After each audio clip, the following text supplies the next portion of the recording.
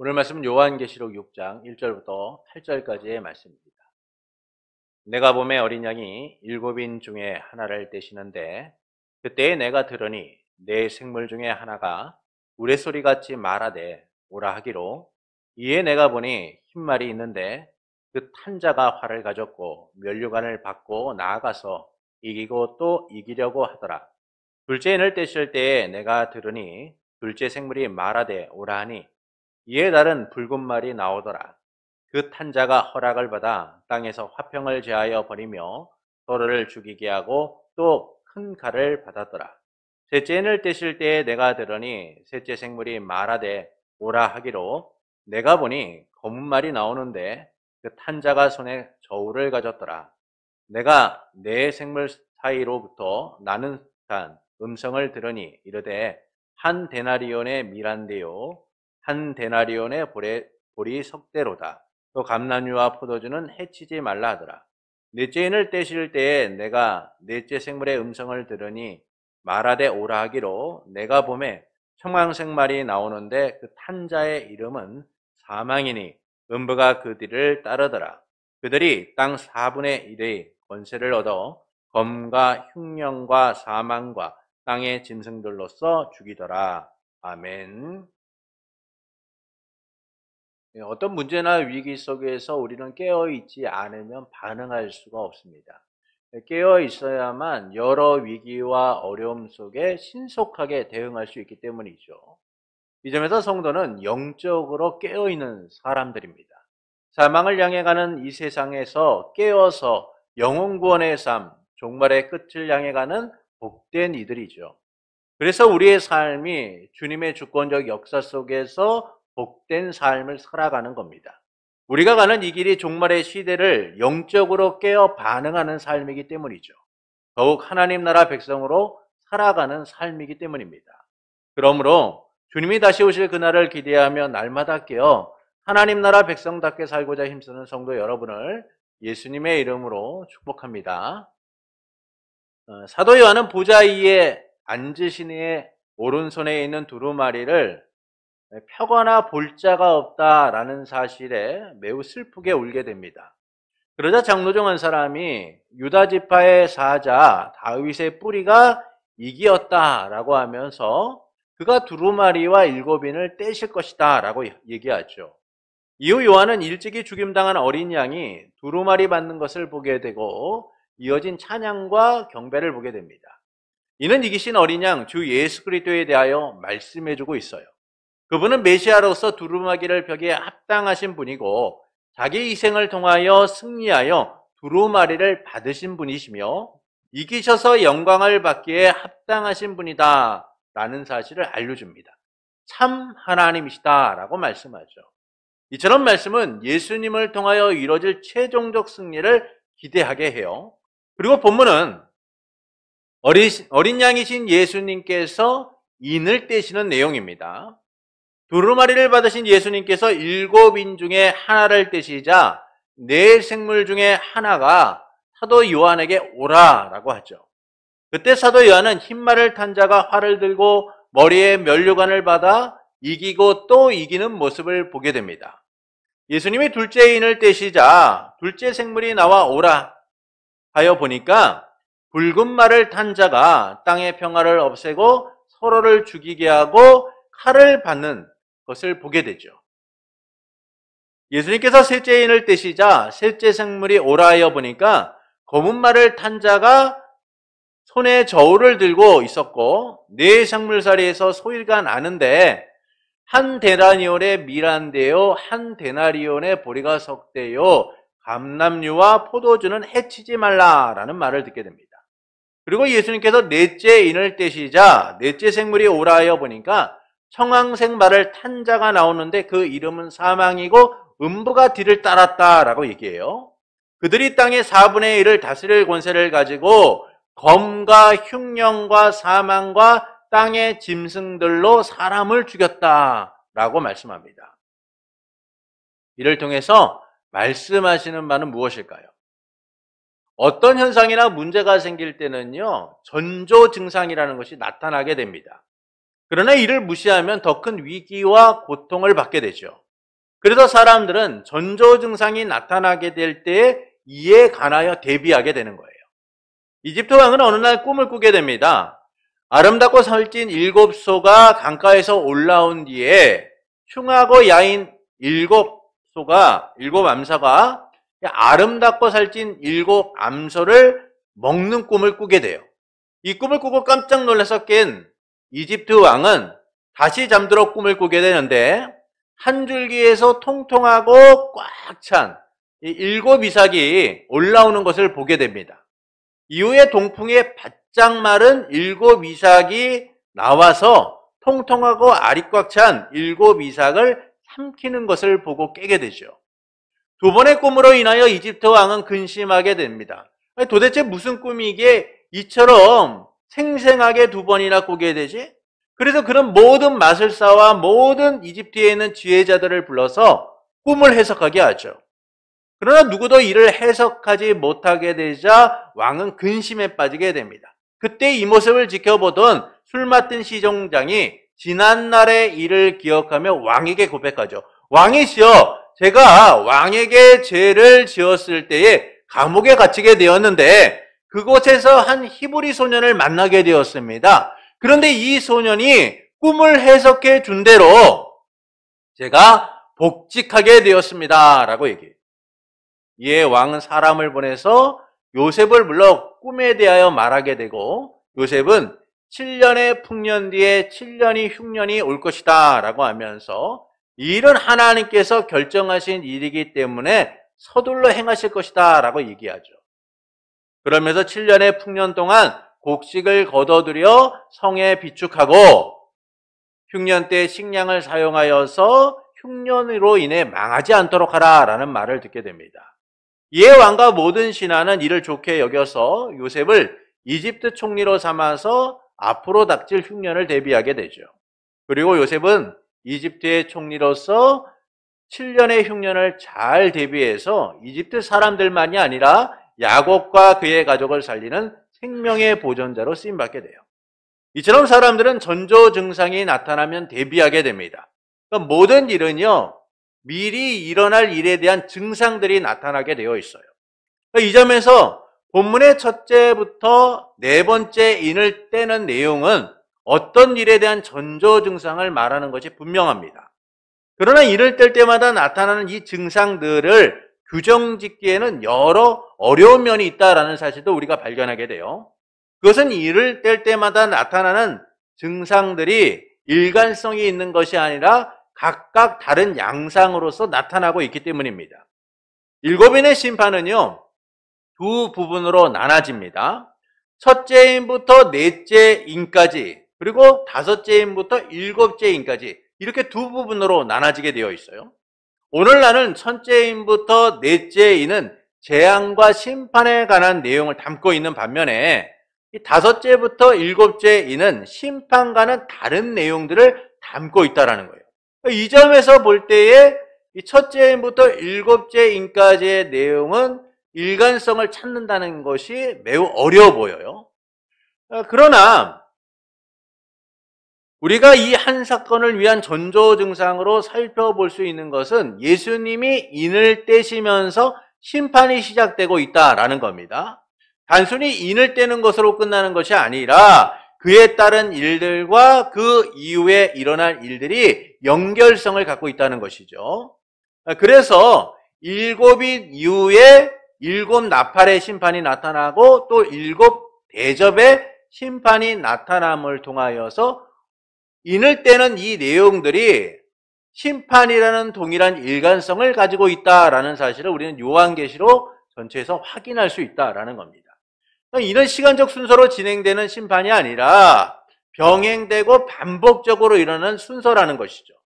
이처럼 7인을 떼는 일은 심판의 시작을 통하여 어떤 특정한 일을 보여주기 위한 전조 증상이다라는 사실을 우리는 요한계시록 전체를 통하여 확인할 수 있다는 거예요. 그리고 이 일은 심판의 시작으로 나타나게 된다라는 것이죠. 하나님께서 정하신 심판의 시간표에 따라서 그 일들이 이루어지고 심판 이후에 나타날 일들을 보여주고 있다라는 겁니다. 그래서 예수님께서 두루마리를 받아 인을 떼시게 되죠. 그리고 인을 떼실 때마다 세상은 예상치 못한 위기와 환란을 겪게 됩니다. 심판이 시작된 안타까운 현실을 마주하며 앞으로 일어날 일들에 대한 기대와 염려 속에서 바라보게 하고 있다라는 것이죠. 이를 통해서 말씀하시는 바는 무엇일까요? 심판의 시작이 예수님의 다시 오심을 나타내는 징조다라는 사실을 알려주고 있는 겁니다. 심판은 고통과 고난, 역경의 시간이 아니라 소망이 다가오고 있다라는 사실을 알려주는 거예요. 주 예수 그리스도께서 약속하신 대로 다시 오실 것이다 라는 사실을 보여주는 징조라는 겁니다. 마치 해 뜨기 직전 가장 어두운 것처럼 주님이 다시 오시기 전에 세상은 칠흑과 같은 어두움으로 물들게 될 것이다 라는 사실을 말씀해주고 있는 것이죠. 견디기 힘든 많은 일들이요 우리의 삶을 흔들 것이고 우리는 그 위기와 어려움을 겪게 될 것이다 라는 거예요. 그러나 주님은 이 심판이 끝이 아니라 시작이다 라는 사실을 알려주고 있는 거예요. 보이는 징조에 흔들리지 말고 어둠이 걷히고 해가 뜨는 것처럼 소망의 실체가 우리에게 다가올 것이다 라는 사실을 기대하고 소망하며 바라보라 라고 말씀해주고 있는 거예요. 고난의 시간을 지나 빛이 다가옴을 마주하게 될 것이다 라는 겁니다. 감격과 환희 속에서 어둠이 물러가고 빛이 온 세상을 덮음을 우리는 보게 될 것이다 라는 것이죠. 그래서 말씀은 이 인을 떼시는 내용을 통해서 시작된 심판이 끝이 아니라 앞으로 일어날 위대한 일의 전조 증상, 징조다라는 사실을 말씀해주고 있는 거예요. 주 예수 그리스도께서 약속하신 대로 다시 오실 것임을 보여주고 있는 겁니다. 그래서 본문은 예수님께서 인을 떼심으로 나타나는 일들을 보여주므로 어둠 너머 빛을 바라보라 라고 말씀해주고 있는 거예요. 먼저 예수님은 7인의 첫째를 떼십니다. 본문 1절부터 2절의 말씀을 보시겠습니다. 우리 함께 읽겠습니다. 내가 보매 어린 양이 7인 중에 하나를 떼시는데 그때 내가 들으니 이에 내가 보니 흰말이 있는데 그 탄 자가 활을 가졌고 면류관을 받고 나아가서 이기고 또 이기려고 하더라. 예수님께서 첫째 인을 떼시자 흰말을 탄 자가 활을 가지고 면류관을 받고 나아가서 이기고 또 이겼다라고 말씀을 하죠. 여기서 흰말의 탄 자에 대하여서는 여러 의견이 있습니다. 그러나 이 전후 문맥을 살펴보면 군사적 정복력으로 가득한 자다라는 사실을 우리는 확인하게 돼요. 그것은 말을 탄 자들이 행하는 일들이요 공통적으로 악을 추구하고 있기 때문인 겁니다. 우리가 앞으로 볼 첫째인, 둘째인, 셋째인, 넷째인을 떼면서 등장하는 일들이 어떤 일을 행하고 있느냐라는 사실을 살펴보면 이 흰말을 탄 자가 선한 의도와 선한 일을 목적으로 하고 있는 것이 아니라 악을 추구하고 있다라는 사실을 우리는 발견하게 돼요. 그 악이 뭡니까? 세상 가운데 재앙을 가져오는 사람이다 라는 사실을 확인하게 되는 것이죠. 그러니까 이 점에서 흰말을 탄 사람은 재앙을 불러오는 자이고 모두를 고통에 넣고 있는 자다라는 겁니다. 흰말을 탄 자는 부정적인 존재로서 이기고 또 이긴다라고 말씀을 해요. 이것은 전쟁을 일으키는 자다라는 사실을 우리에게 알려주고 있는 거예요. 이 전쟁을 어떻게 이기냐? 자기의 욕망을 가지고 끊임없는 정복 전쟁을 행하는 사람, 군사적 욕망을 가지고 정복을 행하는 사람이다라는 사실을 말씀해주고 있어요. 그래서 오늘 말씀은 뭐라고 얘기합니까? 그는 이기고 또 이기는 자다라고 말해주고 있는 거예요. 그러니까 이처럼 첫째 인을 뗄 때 등장하는 흰말을 타는 사람은 세상 가운데 전쟁을 시작하는 자다라는 사실을 우리에게 말씀해주고 있죠. 군사적 욕망을 가진 정복자다라는 겁니다. 둘째는 예수님이 이제 둘째 인을 떼십니다. 본문 3절부터 4절의 말씀을 함께 읽겠습니다. 둘째 인을 떼실 때에 내가 들으니 이에 붉은 말이 나오더라. 그 탄 자가 허락을 받아 땅에서 화평을 제하여 버리며 서로 죽이게 하고 또 큰 칼을 받았더라.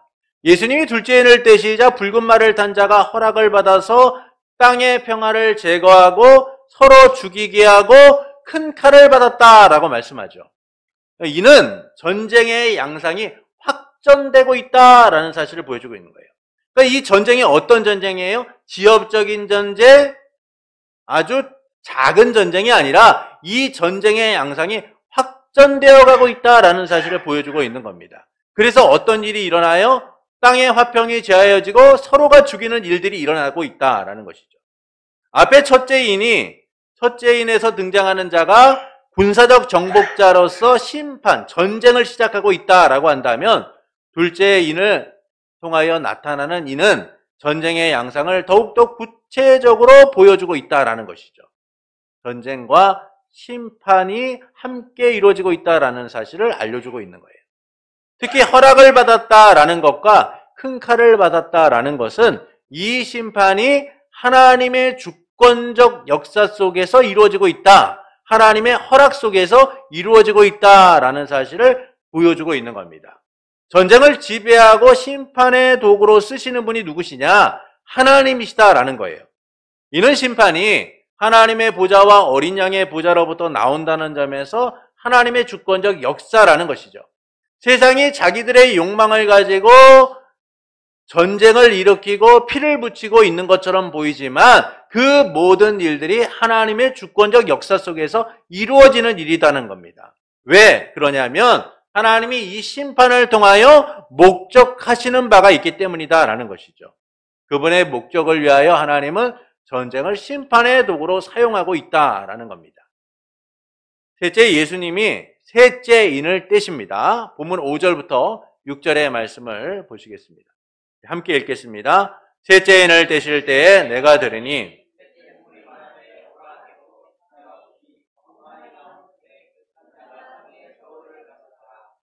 내가 내 생물 사이로부터 나는 음성을 들으니 이르되 한 데나리온의 밀한데요 한 데나리온의 보리석대로다. 또 감람류와 포도주는 해치지 말라 하시니라.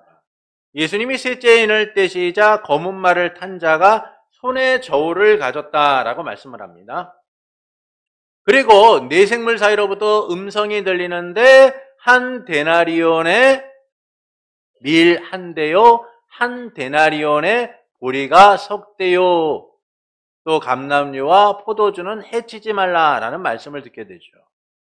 이는 극심한 기근이 찾아와서 경제적 위기를 겪게 될 것이다 라는 사실을 말씀해주고 있는 거예요.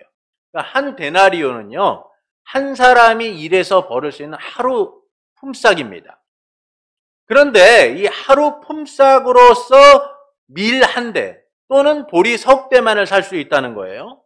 이것은 급격히 오른 물가로 인하여 경제적 위기를 맞이하게 될 것이다 라는 겁니다. 이 밀 한 대는 한 1.08리터 돼요.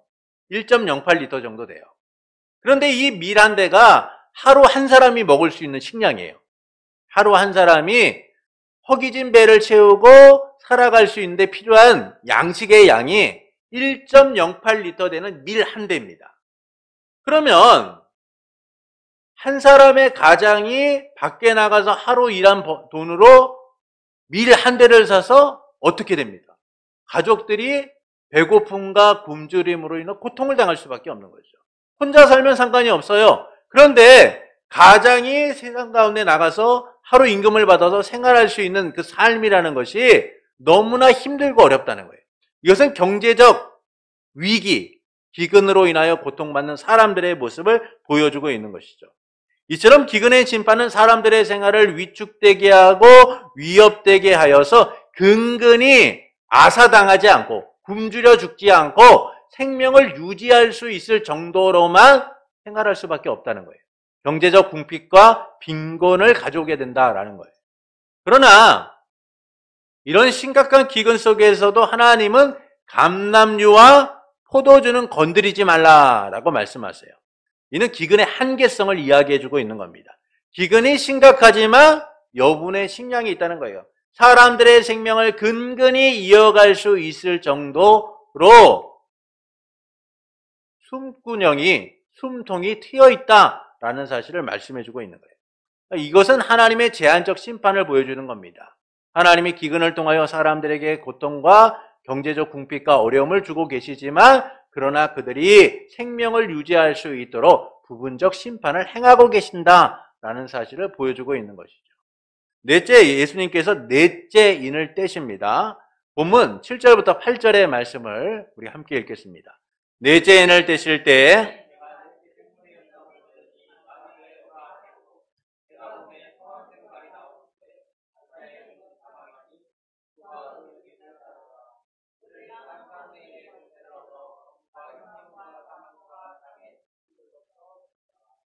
예수님께서 넷째 인을 떼시자 청황색 말을 탄 자가 나온다라고 얘기해요. 그의 이름은 사망이고 음부가 그들을 따랐다라고 얘기합니다. 그들은 땅의 4분의 1의 건세를 갖고 있는데 이 검과 흉령과 사망과 땅의 짐승들로 사람들을 죽였다라고 했죠. 땅의 4분의 1이나 되는 사람들이 죽임을 당하게 된다라는 사실을 말씀해주고 있는 거예요. 이처럼 넷째 인은 사망에 대한 이야기인 겁니다. 첫째 심판과 둘째 심판이 이 전쟁에 대한 것이고, 셋째 심판이 기근에 대한 것인데, 넷째 심판은 전쟁과 기근, 복합적인 일들로 인하여 죽임을 당하게 될 것이다 라는 사실을 말씀해주고 있는 것이죠. 이는 세 장의 복합적 작용을 통하여서 심판의 확산과 결말에 대하여 말씀하고 있는 거예요. 심판을 통하여 이 땅의 사람들은 결국 어렵고 힘든 일을 당하고 어떤 이들은 죽음에 이르는 일까지 당하게 될 것이다 라는 사실을 보여주고 있는 거예요. 이것은 심판의 확산과 결말뿐만 아니라 심판의 영역이 모든 세계에 나타난다라는 사실을 말씀해주고 있는 거예요. 그러니까 성도와 세상의 구별됨이 없이 모두가 이 심판을 받게 된다라는 겁니다. 모두가 이 심판의 영향력 아래 있게 된다라는 것이죠. 심판이 단지 삶을 흔드는 정도가 아니라 사망과 같이 우리의 모든 삶을 종결짓도록 고통으로 찾아오게 될 것이다 라는 사실을 말씀해주고 있어요. 그러나 죽음에 대한 심판은 끝이 아니라 하나님의 뜻이 진행되고 있음을 우리에게 말씀해주고 있는 겁니다. 지금 보이는 현상만으로 보면 소망이 없잖아요. 기근이 있고 전쟁이 있고 땅의 4분의 1이나 되는 사람들이 죽임을 당하는 이 상황 속에서 고난과 아픔 가운데 있는 성도들이 무엇을 볼 수 있겠습니까? 보이는 현실만으로 보면 소망을 기대할 수가 없는 거예요. 절망과 낙심 가운데 빠질 수밖에 없죠. 그러나 이와 같은 말씀을 통하여 주님이 우리에게 알려주고 계신 것은 이 어둠이 짙게 깔린 이 세상 속에서 결국 너희는 태양이 떠오르는 것과 같이 빛을 보게 될 것이다. 소망을 누리게 될 것이다 라는 사실을 말씀해주고 있는 거예요. 이 일을 누가 주관하고 계세요? 하나님께서 주권적으로 행하고 계시다는 거예요. 하나님의 시간표를 통하여, 하나님의 뜻을 통하여, 하나님의 약속을 통하여 이 일들이 이루어지게 될 것이다 라는 사실을 말씀해주고 있는 거예요. 세상이 아닌 주께서 모든 일을 뜻하신 바대로 주관하여 심판하신다는 겁니다. 왜냐하면 주께서 사망과 음부의 열쇠를 가지신 분이기 때문이죠. 요한계시록 1장 18절의 말씀을 우리 함께 읽겠습니다. 곧 살아있는 자라 내가 전에 죽었었노라 볼지어다 이제 세세토록 살아있어 사망과 음부의 열쇠를 가졌느니. 이처럼 주님께서는 사망과 음부의 열쇠를 가지신 분으로서 인을 떼고 계신 거예요. 그리고 말탄 자들은 이를 수행하고 있는 겁니다. 이는 사망과 음부만이 아니라 생명까지도 주님의 주권하에 있다라는 사실을 말씀해주고 있는 거예요. 그분은 십자가의 죽음과 부활을 통해 승리하셔서 사망과 음부의 열쇠만을 가지셨을 뿐, 사망과 음부의 열쇠를 가지셨을 뿐만 아니라 그 생명까지도 주관하시는 분이다라는 사실을 우리에게 말씀해주고 있는 거예요. 그래서 땅의 4분의 1이 죽임을 당하는 가운데서도 여전히 생명을 보존받는 자들이 있다라는 사실을 알려주고 계신 거예요. 죽음이 끝이 아님을 알려주는 겁니다. 이를 우리는 다음 주 이 5째 인을 떼시는 내용을 통해서 확인하게 될 거예요. 지금까지 보았듯이 이 첫째 인으로부터 넷째 인이 떼어지는 과정 속에서 전쟁과 기근과 죽음에 대한 심판을 말씀하시는 것은 심판이 끝이 아님을 알려주고 계신 거예요. 모든 사람이 겪게 되는 심판이 재림의 징조, 전조 증상이다라는 사실을 말씀해주고 있는 겁니다. 심판으로 성도를 더욱 궁지와 고통 속으로 몰아넣는 것이 아니라 주님의 재림이 가까이 왔음을 인식하고 이겨내도록 하고 있는 거예요. 그래서 말씀은 인류가 겪는 재앙이 임박한 재림의 증거다라는 사실을 말씀해주고 있는 거예요.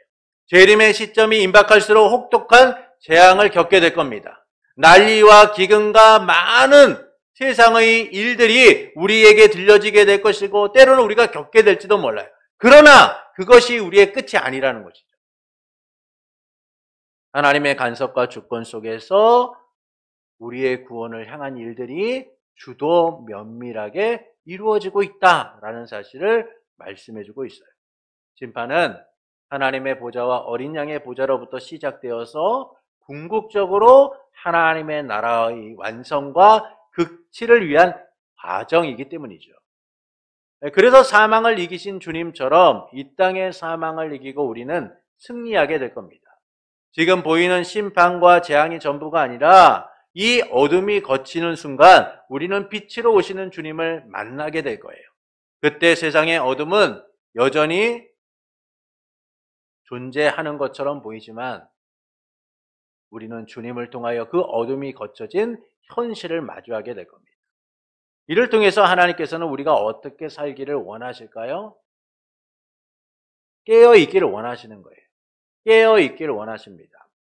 보이는 현실에 갇혀서 낙심하고 절망하는 것이 아니라 깨어서 주님이 다시 오실 그날을 준비하라 라고 말씀하고 있어요. 재앙은 절망적 현실을 더 어둠 속에 가두는 것이 아닙니다. 재앙은 어둠이 걷힐 징조이고 우리의 소망이 이루어질 날이 가까이 왔다라는 사실을 말씀해주고 있죠. 2000년 전에 이 말씀을 받았던 성도들을 기억해 보세요. 그들의 삶은 얼마나 힘들고 어려웠겠습니까? 그런데 주님의 이 말씀을 듣는 순간 그들은 말할 수 없는 힘듦을 경험했을지도 몰라요. 그러나 그 말씀의 끝을 통하여 그들이 보게 되는 것은 결국 내 삶에 고난이 오고 어려움이 오지만 주님을 기다리는 삶이야말로 내 삶의 유일한 빛이다라는 사실을 그들은 확인하게 되는 거예요. 그래서 주님은 이 심판을 통하여서 우리가 주님을 바라보는 일들이 얼마나 복된가를 알려주고 있는 것이죠. 그래서 우리의 보이는 현실만을 볼 것이 아니라 우리는 깨어서 주님이 다시 오실 그날을 기다릴 수 있는 자들이 되어야 된다라는 겁니다. 믿음으로 깨어 있어서 준비해야 된다라는 것이죠. 깨어 있지 않으면 삶의 위기를 어떻게 대응할지 모르는 거예요. 더욱더 어둠에 갇혀서 반응하지 못하게 되는 겁니다. 어둠과 담대하게 싸울 용기조차 잃은 채 주저앉아 버리는 것이죠. 그래서 우리는 깨어 있어야만 합니다. 어둠 넘어 주님이 다시 오실 그날을 기대하며 기다릴 수 있어야 돼요. 예수님은 하나님의 나라는 마치 신랑을 맞으러 간 열처녀와 같다라고 말씀하십니다. 한 마을에 결혼식이 열려서 동네가 막 들썩이고 사람들이 막 기대를 하고 있었어요. 이제 곧 신랑이 도착할 것이다 라는 소식이 전해지고 혼인잔치는 무르익게 됩니다. 그래서 신랑이 도착할 시간에 맞춰서 10명의 처녀를 보내게 되죠. 그들은 신랑을 맞으러 손에 등불을 들고 나갔고 지혜로운 5처녀는 기름을 준비하였고 어리석은 5처녀는 그냥 등불만 든 채 신랑을 맞이하러 갑니다. 그러나 그녀들의 예상과 달리 이 기름이 다 떨어져 가고 있었고 신랑은 늦도록 오지 않고 있었죠. 어리석은 5처녀는 지혜로운 5처녀에게 말하기를 너희들의 기름을 조금만 나눠줘라. 우리의 등불이 곧 꺼질 것 같고 우리에게는 기름이 없으니 조금만 나눠달라라고 요청을 합니다. 그러자 지혜로운 5처녀는 우리가 함께 쓰기에는 기름이 너무나 부족하니 차라리 기름을 파는 사람에게 가서 기름을 사와라 라고 얘기해요. 어리석은 처녀들은 허겁지겁 기름을 파는 곳에 달려가서 기름을 사려고 달려갔습니다. 그 사이 신랑이 도착하게 되죠. 준비된 지혜로운 다섯 처녀는 신랑과 함께 혼인잔치에 들어가게 되고 기름을 타러 갔던 다섯 처녀는 문을 두드리며 주여 주여 우리에게 열어주세요 라고 외치기만 하게 됩니다.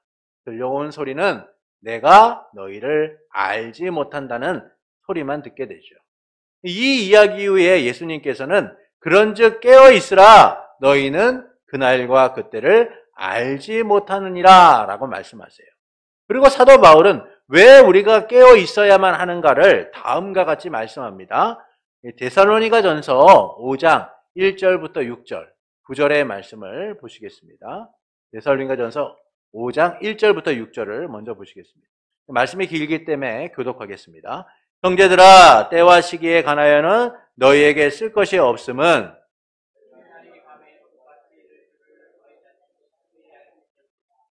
그들이 평안하다 안전하다 할 그때에 임신한 여자에게 해산의 고통이 이른과 같이 멸망이 갑자기 그들에게 이르리니 결코 피하지 못하리라.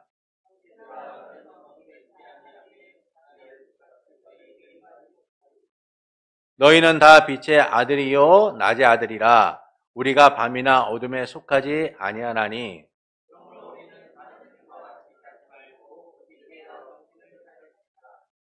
우리 9절의 말씀을 함께 읽겠습니다. 하나님이 우리를 세우시면 노하게 하심이 아니요 오직 주 예수 그리스도로 말미암아 구원을 받게 하려 하심이라. 주님이 다시 오실 날에 도적이 임하는 것 같다라고 말씀하시죠. 그러나 우리는 어둠에 있지 않고 빛에 속했기 때문에 그날이 도적같이 임하지는 않는다라고 말씀해요. 그런데도 불구하고 주님이 깨어서 준비하라 라고 하시는 것은 우리가 빛에 속한 사람들이기 때문인 겁니다.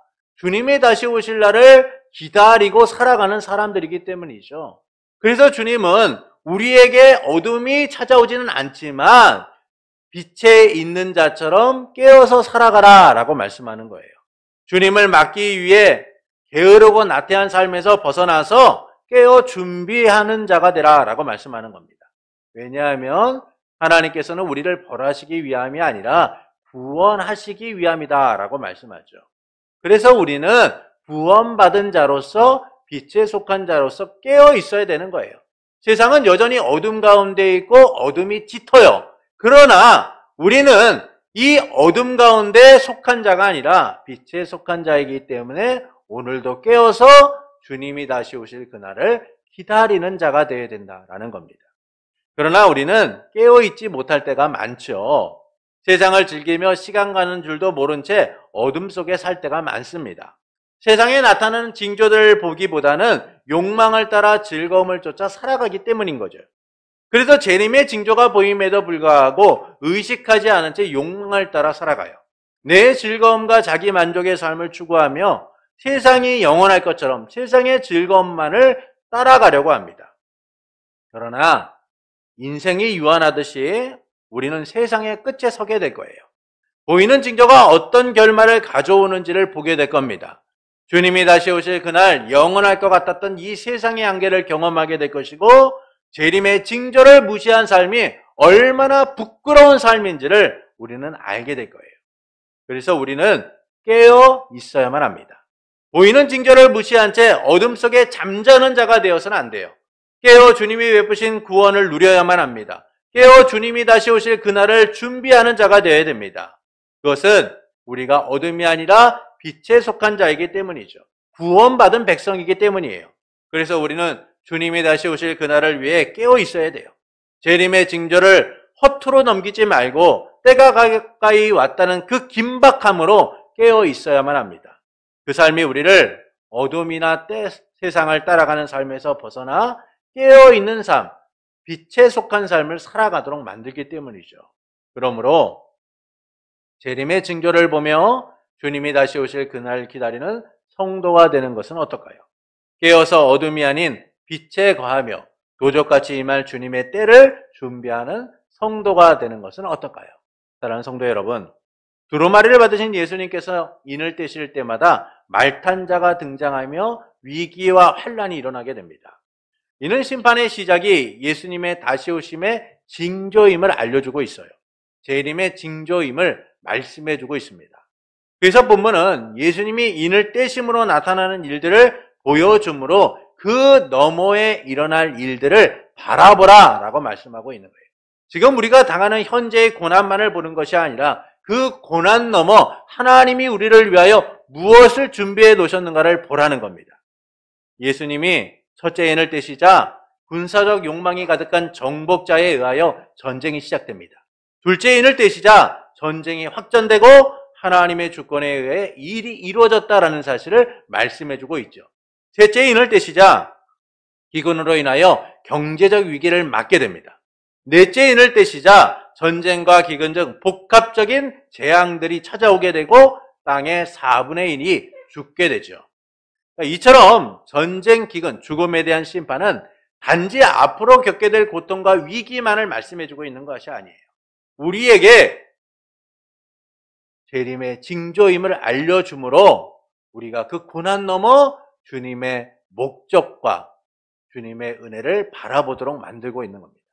심판과 함께 주님의 재림이 가까웠다는 긴박성을 가져 주님의 뜻대로 살아가도록 만들고 있는 것이죠.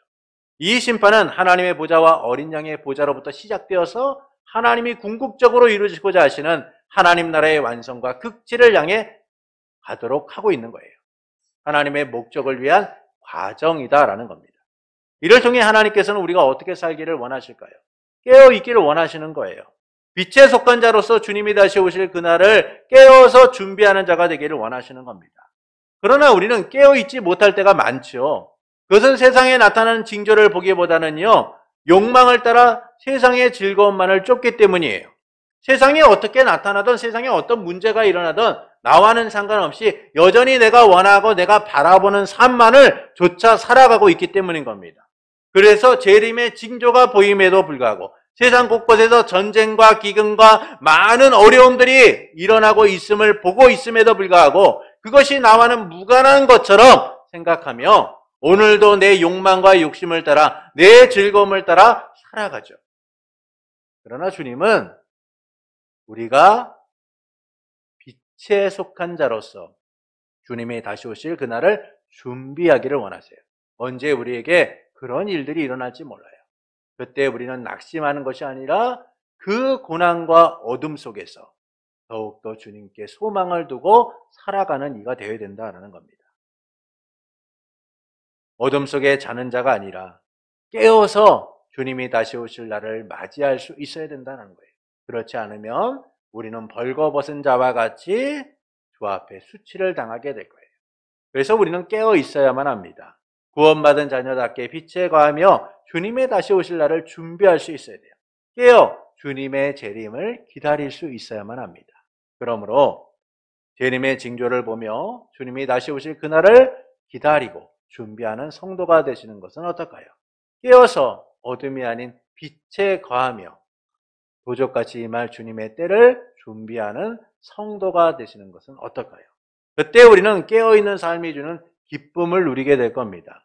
지혜로운 다섯 처녀와 같이 신랑을 맞이하는 그 기쁨을 누리게 될 거예요. 우리의 모든 날이 보상받는 기쁨과 감격으로 채워지게 될 겁니다. 고난과 환난의 때 주님은 우리에게 소망이 있다는 사실을 말씀해 주시므로 우리가 언제나 주님이 다시 오실 그날을 바라보기를 원하고 계세요. 그래서 요한계시록의 마지막에 말씀은 뭐라고 말씀합니까? 주 예수여 오시옵소서. 여러분, 이것이 우리의 소망이고 우리의 전부인 거예요. 주 예수여 오시옵소서. 그러므로 세상에 보이는 징조 넘어 주님의 재림을 기다리는 성도 여러분에게 심판을 통해 재림의 날을 준비하신 삼위일체 하나님으로 인하여 세상의 고난을 이기고 소망 가운데 주님이 오실 그날을 기다리는 성도가 되기를 예수님의 이름으로 축원합니다.